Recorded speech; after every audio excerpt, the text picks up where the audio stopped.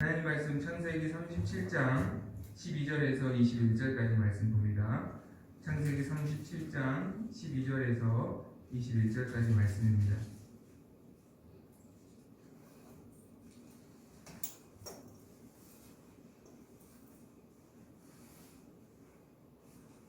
창세기 37장 12절에서 21절까지 말씀 한 절씩 기록하겠습니다.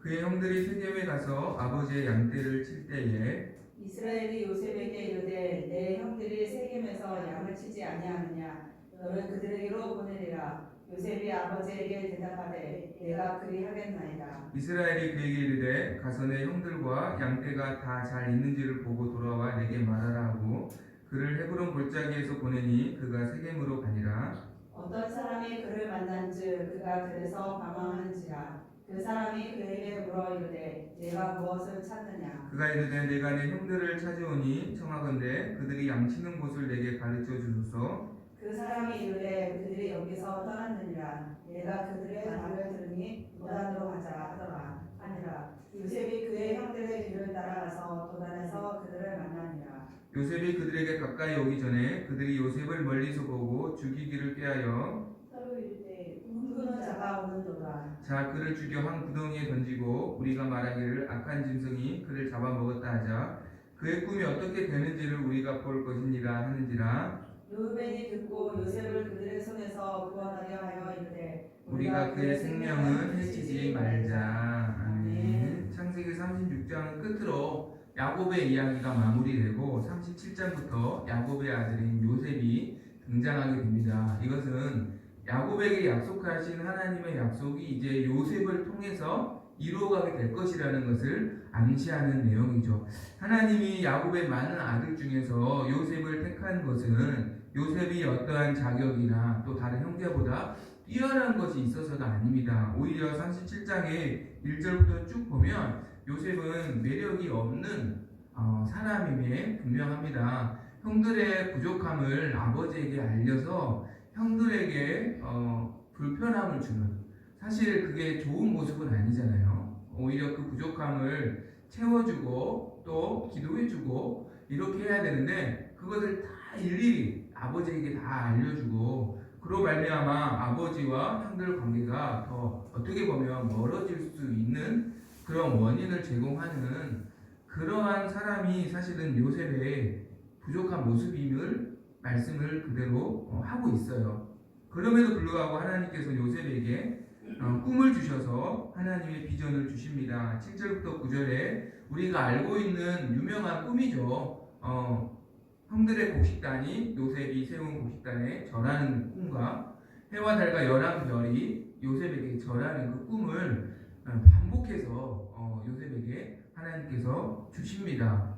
이 꿈의 내용을 많은 사람들은 요셉이 국무총리가 돼서 많은 사람들 앞에 군림하는 것을 하나님 먼저 보여주셨다라고 이렇게 이야기해서 요셉처럼 꿈의 사람 요셉이라고 하면 국무총리가 되고 출세하고 성공하고 이것을 어떻게 보면 하나님의 비전을 이루는 것이다 라고 우리가 이렇게 생각할 수가 있어요. 그러나 우리가 어떠한 좋은 직업을 갖는 것이 하나님이 주신 비전이 아닙니다. 그렇다면 하나님이 주신 이 꿈의 진짜 핵심적인 내용은 무엇인가? 이것은 분명한 것은 우리가 지금 처음부터 쭉 하나님 말씀을 강의하고 오고 있잖아요. 분명한 것은 하나님의 뜻을 하나님께서 요셉을 통해서 이루어 가시겠다는 거예요. 그 뜻은 무엇이냐면 아브라함과 이삭과 야곱에게 약속하신 약속이 있잖아요. 내가 너로 큰 민족이 되게 할 것이고 그리고 이 땅을 너와 내 자손에게 줄 것이고 내가 너의 하나님이 될 것이다. 이것이 사실 아브라함과 이삭과 야곱에게 주신 꿈이에요. 근데 이 꿈을 이제 요셉을 통해서 이루시겠다는 거예요. 그러니까 요셉을 통해서 큰 민족이 되게 하시겠다.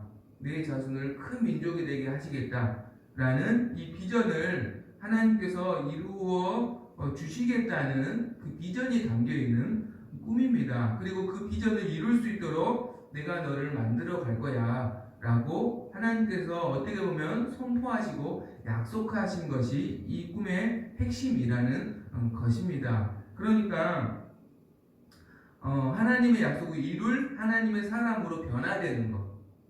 그럼 그것이 사실 하나님이 우리 모든 사람들이 품기를 원하는 비전인 줄 믿습니다. 여러분 그렇잖아요. 내가 명품이면 명품 옷을 입지 않아도 그 사람은 빛이 나게 되어 있습니다. 내가 명품 차를 타지 않아도 그 사람 자체가 명품이면 작은 차를 타도 그 사람은 존경을 받게 되어 있습니다. 그 사람이 한 모든 일은 빛이 나게 되어 있습니다. 그 사람이 어떤 직업을 갖는가 그것은 중요하지 않습니다. 그의 하는 모든 것들은 다 수단에 불과하고 그가 명품으로 준비되어만 있다면, 그가 하나님의 사람으로 준비되어만 있다면 하나님은 그 사람을 통해서 모든 것을 이루실 수 있는 것입니다. 하나님이 요셉에게 주시는 꿈의 비전은 그것입니다. 하나님의 약속을 이룰 하나님의 사람으로 변화되는 것. 그것이 하나님이 요셉에게 주신 꿈의 핵심 내용이라는 거예요. 실제로 요셉은 그러한 사람으로 나중에 변화됩니다. 우리가 언제 그것을 알 수 있냐면 자기가 국무총리가 되고 형들을 얼마든지 해할 수 있는 힘이 생겼을 때 형들이 그래서 너무 두려워하잖아요. 요셉이 아버지도 이제 돌아가셨는데 우리에게 해코지하면 우리는 당할 수밖에 없는데 지금 차라리 가서 빌자 해서 요셉에게 와서 빌잖아요. 그랬을 때 요셉이 어떻게 말합니까? 창세기 50장에 이렇게 말하잖아요. 두려워하지 마소서. 내가 하나님이 많은 백성을 나를 통해서 구원하게 하셨고 선으로 바꿔주셨는데 당신이 걱정하지 마십시오. 내가 당신들뿐만 아니라 당신들 자녀들까지 내가 기를 것입니다. 라고 오히려 형들을 축복해주고 그의 자녀들을 오히려 축복해 주어서 요셉을 통해서 이스라엘의 12지파가 보존되는 거예요. 12지파가 보존되고 번성하여서 결국은 이스라엘 민족이 되는 기반을 요셉이 만들어 주는 겁니다. 그래서 나중에 출애굽했을 때 민족으로 이미 만들어진 것이죠. 그러니까 하나님이 아브라함에게 하신 내가 너로 큰 민족이 되게 할 거야. 그 약속이 요셉을 통해서 이루어질 수 있도록 하나님의 약속을 이루는 하나님의 사람으로 결국 요셉이 변화되는 것이죠. 이것이 국무총리가 되는 것보다 더 위대한 하나님의 비전이고 국무총리는 그것을 이루는 하나의 수단에 불과하다라는 것을 성경은 말씀합니다. 그래야 우리가 기억해야 될 것은 하나님의 뜻을 이루는 사람으로 내가 변화되는 것. 우리 자녀들에게도 기도하는 것이 하나님의 뜻을 이루는 하나님의 사람으로 내 자녀가 쓰임받게 도와주시고 그렇게 변화되게 도와주시옵소서. 이것이 우리가 평생 붙잡아야 할 기도 제목인 줄 믿습니다. 그래서 이런 비전의 사람은 어떻게 만들어질 것인가? 오늘은 좀 요셉의 전반적인 내용을 살펴보고 이후부터 본문을 따라서 구체적으로 살펴보길 원하는데요. 한마디로 말하면 이러한 비전의 사람은 하나님을 향한 순종을 통해서 만들어집니다.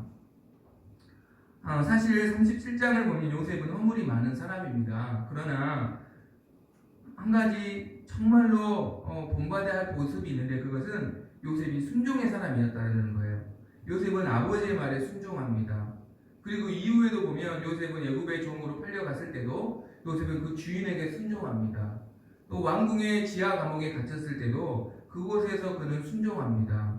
그러니까 요셉은 하나님이 주신 권위를 인정하고 순종하는 사람이었다라는 것이에요. 오늘 본문에서도 그것이 잘 드러납니다. 우리가 읽었던 12절부터 보면 요셉의 형들이 세겜에서 아버지의 양을 칠 때 아버지가 요셉을 형들에게 보냅니다. 세겜에서 양을 치는 형들에게 가서 형들의 안부와 양들의 안부를 보고 내게 다시 전해주라 라고 이렇게 보냅니다. 사실은 여러분 세겜에서 헤브론에서 세겜까지 거리는 당시 17세였던 요셉이 혼자 다녀오게 된 먼 길이에요. 약 80km 정도 걸립니다. 그러니까 갔다 오면 약 사흘길 정도 걸려요. 그러니까 아무런 어떤 자기를 보호해준 사람 없이 보호자 없이 다녀오라는 거예요. 아버지가.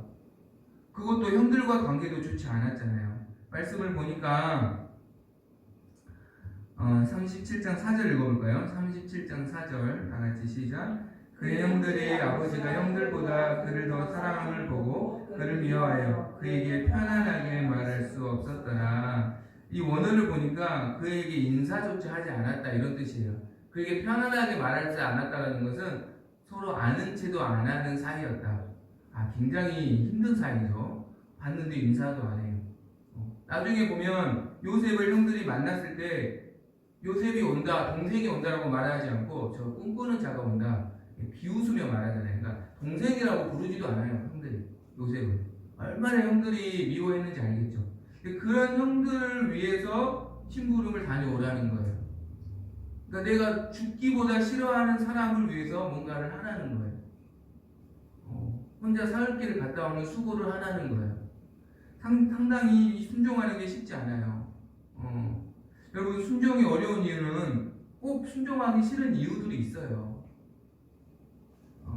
꼭 내가 이것을 감당하기 힘든 분명한 이유들이 있어요. 그래서 사실 순종이 어려운 거거든요. 그러니까 일이 힘든 것보다도 정말로 마음에 내키지 않는 불편한 이유들이 있어요. 그래서 순종이 굉장히 쉽지 않습니다.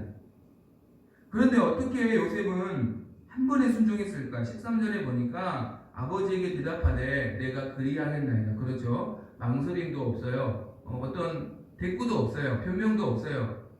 미루지도 않아요. 내가 그리하겠나이다. 내가 그리하겠나이다. 어떻게 그는 이렇게 순종할 수 있을까? 묵상을 해보면 요셉은요, 아버지의 마음을 잘 알고 있는 아들이었던 것 같아요. 여러분, 세겜은 어떤 곳입니까? 과거에 야곱의 딸 디나가 세겜의 그 세겜 땅의 족장인 세겜에게 성폭행을 당하고 그로 말미암아 야곱의 아들들이 세겜의 가문의 남자들을 다 죽여가지고 어떻게 보면 원수지간이 된 지역이에요. 그래서 거기를 겨우 탈출해 왔잖아요. 그런데 아들들이 거기에서 양을 치니까 야곱의 입장에서는 걱정이 되죠. 왜냐하면 예전에 그 일을 알고 있었던 사람들이 혹시나 내 아들들을 해코지 할 수 있잖아요. 그러한 이유들이 분명히 있잖아요. 그러니까 야곱은 너무너무 걱정이 되는 거예요. 다른 곳에서 양을 치는 것이 아니라 세겜에서 양을 치고 있다는 소식을 들었을 때 야곱이 잠을 못 자는 거예요. 그래서 아버지가 나를 괜히 보내는 게 아니라 이런 분명한 이유가 있구나. 그리고 요셉 혼자만 보내는 이유는 뭐예요? 다른 사람을 신뢰하지 않고 그만큼 요셉을 신뢰한다라는 거거든요. 그만큼 요셉이 하는 말은 무엇이든 믿겠다라는 거예요, 아버지가. 그러니까 누군가를 같이 붙여주면 정확한 정보가 전달되지 않을 수 있으니 그만큼 아버지가 나를 신뢰하고 있고 그리고 그만큼 아버지의 마음이 지금 어려우시구나 라는 것을 아버지의 마음을 사실은 요셉이 알았던 것이죠. 그럼 어떻게 이렇게 아버지의 마음을 알았을까요? 1절부터 쭉 보면 아버지와 요셉이 굉장히 가까운 사이라는 걸 알 수 있죠. 그렇죠? 야곱이 요셉을 더 사랑했다라고 말해요. 그런데 그 사랑을 받으면서 요셉은 아버지가 어떠한 마음인지를 아버지와 인격적인 교제를 통해서 헤아리고 있었던 아들이었다라는 것을 알 수 있어요. 여러분, 자녀도 엄마 마음을 잘 알아주는 자녀가 있어요. 그런데 어떤 자녀는 엄마가 날 용돈을 얼마나 줄까? 나에게 뭐를 해줄까? 이것에만 관심 있는 자녀가 있어요. 똑같은 자녀인데. 근데 어떤 자녀는 물론 용돈 받으면 좋아하죠. 그런데 그거보다 엄마 기분이 지금 어떠지? 엄마 마음이 지금 어떠지? 이것을 굉장히 중요하게 생각하는 자녀가 있어요. 우리 애들 중에서 한 번씩 우리 애들이 중에 누가 아내에게 꼭 그걸 물어봐요. 엄마 기분이 어때? 그걸 물어봐요. 아무 이유 없이. 그냥 뭐 엄마가 화를 낸 것도 아니고 뭐 그것도 다 그냥 가만히 있는데 와서 엄마 오늘 지금 기분이 어때? 지금 엄마 마음이 어때? 물어봐요. 그럼 저희는 약간 어떤 생각이 드냐면 뭐라고 해야 될까? 약간 감동이죠. 그러니까 엄마의 마음이 어떠한지를 살필 줄 알고 그것이 사실은 중요하다라는 것을 아는 자녀가 있어요. 그럼 하나님과 우리의 관계도 마찬가지라고 생각해요. 하나님이 내게 뭔가를 해주실까? 물론 이것도 중요하죠. 그러나 더 중요한 것은 지금 하나님 마음이 어떠실까? 사실 이게 굉장히 중요한 것 같아요. 신앙생활에서. 우리는 어떤 선물을 받으면 그 하나님 마음과는 상관없이 그냥 선물에 취할 때가 있거든요. 그런데 하나님의 마음을 알아야 우리가 하나님께 순종할 수 있는 거예요. 믿으십니까? 하나님의 마음을 모르면 돌아온 탕자를 아버지는 너무너무 행복해하고 기뻐하는데 첫째 아들은 아버지의 말씀에 전혀 순종하지 않잖아요. 동생을 미워하잖아요. 왜요? 아버지의 마음을 모르니까. 아버지의 마음 모르니까 아버지와 정반대의 길을 가는 거예요. 우리가 하나님의 마음을 알아야만 하나님께 순종할 수 있어요. 끝까지 하나님을 따라갈 수가 있어요. 우리가 늘 기도해야 할 것은 오늘도 예배하면서 하나님 오늘 하나님의 마음을 알게 하여 주시옵소서. 이렇게 하나님의 마음을 내가 알아야 순종하는 자가 될 수 있는 줄 믿습니다. 그리고 중요한 것은 아버지 마음을 알아서 순종할 때에도 순종에 어려움이 있다는 거예요. 말씀 볼까요? 자, 14절 한번 읽어봅니다. 14절, 15절 다 같이 시작. 어떤 사람이 그를 만난즉 그가 들에서 방황하는지라 그 사람이 그에게 물어 이르되 내가 무엇을 찾느냐. 정말 힘들게 순종해서 세계까지 도착했는데 형들이 없는 거예요. 지금처럼 무슨 핸드폰이 있는 것도 아니고 사람이 없어요. 그럼 찾을 길이 없죠, 사실은. 어떻게 해야 될까요? 그냥 돌아갈 수도 있잖아요. 아버지 제가 세계까지 갔는데 형들이 없어요. 제가 거기서 뭐 어떻게 할 수가 없어서 아버지 그냥 왔어요. 사실 이렇게 말해도 어떻게 보면 정당하잖아요. 할 말이 없는 거예요. 그런데 요셉은 그렇게 하지 않습니다. 형들을 끝까지 찾아서 형들의 안부를 아버지에게 전해야 한다는 그 말을, 그 아버지의 말씀에 끝까지 순종하려고 계속 그 자리를 지켜요.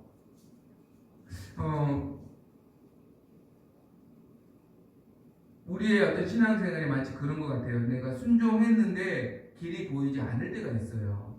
순종하면 형통해야 되잖아요. 순종하면 잘 돼야 되잖아요. 그러나 항상 그런 건 아니라는 거예요. 순종했는데 더 막막할 때가 있어요. 끝이 안 보일 때가 있어요. 길이 안 보일 때가 있어요. 순종해서 여기까지 왔는데 더 이상 길이 안 보일 때가 있어요. 그럼 어떻게 해야 될까요? 다시 순종을 포기해야 될까요? 아니죠. 마치 우리의 신앙생활은 터널을 가는 것과 같아요. 터널은요, 처음에 들어가면 안 보여요. 순종해서 터널에 들어왔는데 안 보여요. 그런데 되돌아가면 영원히 그 길을 통과하지 못하지만 안 보여도 끝까지 가다 보면 터널은 반드시 빛이 보이게 되어 있어요. 반드시 끝이 보이게 되어 있어요.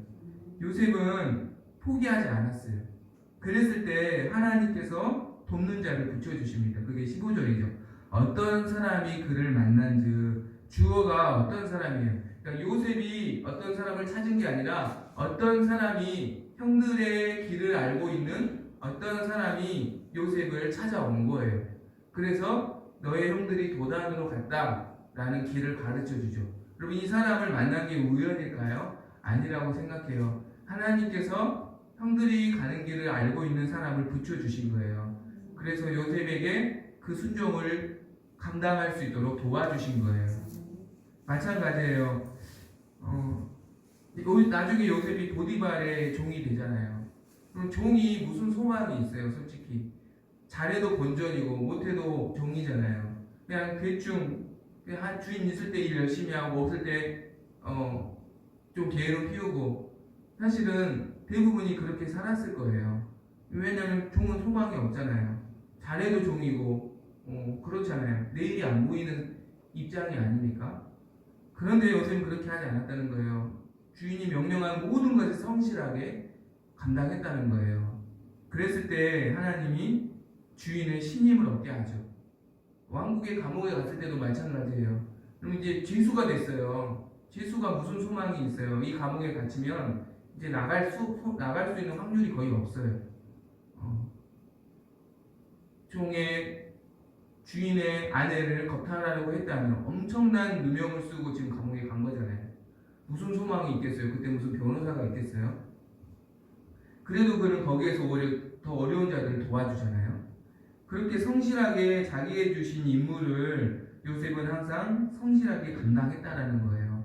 그랬을 때 하나님은 항상 때를 따라 돕는 은혜를 주신 줄로 믿습니다. 여러분, 우리도 마찬가지예요. 길이 안 보이면 돌아가려고 하는 게 아니라 그래도 끝까지 하나님의 도우심을 신뢰하고 끝까지 그 길을 걸어갈 때 반드시 하나님께서 때를 따라 돕는 은혜를 주실 줄 믿습니다. 신앙생활 해보면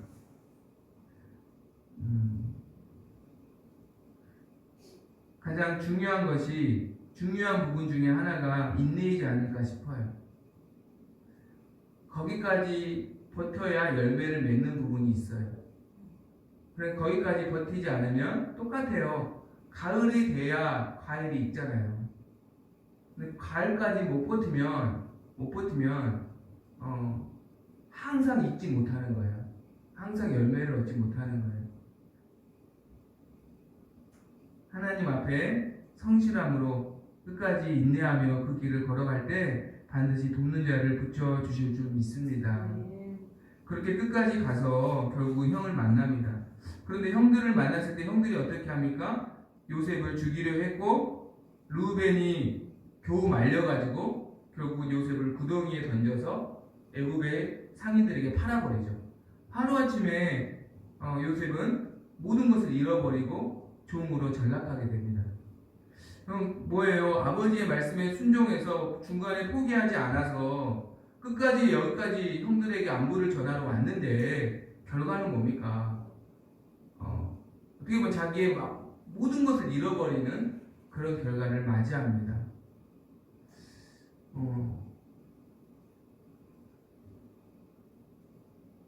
물론 우리는 결과를 알고 있습니다. 이 모든 것들은 하나님의 큰 그림 가운데 있는 것을. 그러나 당시 요셉은 그걸 어떻게 알았겠어요? 너무너무 힘들었을 것이고 말로 할 수 없는 참담한 마음이었을 거예요. 여러분, 우리도 그래요. 순종했는데 오히려 결과가 더 비참하게 느껴질 때가 있어요. 그때 어떻게 해야 될까요? 오늘 말씀을 보면 요셉이 신기한 것은 하나님을 원망했다라든지 또 형들을 저주했다라든지 그런 말씀이 없어요. 요셉은 고난에 처할 때 나중에 또 보디발의 집에 갔을 때 누명을 또 쓰잖아요. 그때도 뭐 원망했다라든지 불평했다라든지 그런 게 없어요. 우리가 중요한 것을 여기서 하나 깨닫습니다. 고난을 순종했는데 고난을 우리가 맞이할 때가 있어요. 그때 우리가 기억해야 할 것은 내가 지킬 수 없는 것은 내려놓고 지킬 만한 것을 지켜야 합니다. 요셉이 지킬 수 없는 것은 무엇입니까? 요셉은 그의 힘으로 아버지가 주신 채색옷을 지킬 수도 없고요. 그의 힘으로 구덩이를 벗어날 수도 없고요. 그의 힘으로 그 자리를 벗어날 수 없어요. 그러나 요셉이 지킬 만한 것은 무엇입니까? 하나님을 향한 마음이고 또 하나님을 향한 입술을 요셉은 지켰다라는 것이죠. 잠언 4장 23절에 이런 말씀이 있습니다. 무릇 지킬 만한 것보다 내 마음을 지키라. 이는 생명의 근원이 이에서 남이니라. 가장 중요한 것이 여러분 우리 마음을 지키는 겁니다. 내가 물질을 잃어버릴 수도 있고 내가 때로는 건강을 잃어버릴 수도 있고 내가 정말 소중하게 생각하는 것을 잃어버릴 수 있고 사람을 잃어버릴 수도 있지만 내가 하나님을 향한 마음만 지킬 수 있다면 그것은 다시 나를 살게 하여 주실 줄 믿습니다. 또한 죽고 사는 것이 혀의 힘에 달렸으니 혀를 쓰기 좋아하는 자는 혀의 열매를 먹으리라. 또한 입술을 지켜야 합니다. 입술은 모든 열매의 씨앗이라는 것을 여러분 기억해야 합니다. 그래서 입술을 지키고 마음을 지켰을 때 그 사람에게는 하나님의 일하심이 반드시 일어날 것입니다. 여러분 창세기 37장은요 39장으로 연결돼요. 38장은 유다의 이야기로 중간에 들어와 있고 37장은 바로 39장으로 연결되거든요. 요셉이 마음을 지키고 입술을 지켰을 때 하나님이 어떻게 일하셨냐면 우리 39장 2절에 볼까요? 한번 읽어봅시다. 다같이 39장 2절 다같이 시작. 여호와께서 요셉과 함께 하심으로 그가 형통한 자가 되어 그의 주인 예굽 사람의 집에 있으니. 누가 함께 하셨다고요? 하나님이 함께 하셔서 요셉의 길을 인도해 주셨다. 요셉의 길을 인도해 주셨다 라고 말씀해요. 여러분 하나님의 인도하심만 있다면 우리는 어디에서든 안전한 줄로 믿습니다. 내가 광야에 있어도 하나님의 인도하심만 따라갈 수 있다면 안전한 거예요. 내가 어둠에 있어도 하나님의 인도하심만 있으면 안전한 거예요. 그러나 어떤 사람이 하나님의 인도하심을 받습니까? 지킬 만한 것을 지킨 사람, 하나님을 향한 마음을 지키고 입술을 지킨 사람을 하나님께서 반드시 그와 함께 하시고 하나님의 비전을 이루는 사람으로 그를 인도해 가시는 겁니다.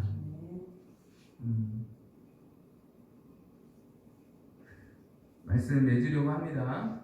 우리의 비전은 하나님의 뜻을 이루는 하나님의 사람으로 내가 변화되는 것입니다.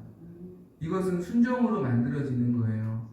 이 순종은 내 힘으로 할 수 없습니다. 내 결심으로 할 수 없어요. 아버지의 마음을 내가 알아야만 순종할 수 있어요.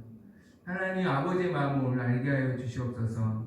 이 순종을 함으로써 또 어려움을 당하였을 때도 우리는 끝까지 인내해야 하고 그리고 우리의 마음과 우리의 입술을 지켜야 할 줄로 믿습니다. 그러한 은혜가 우리 모두에게 있기를 소망합니다.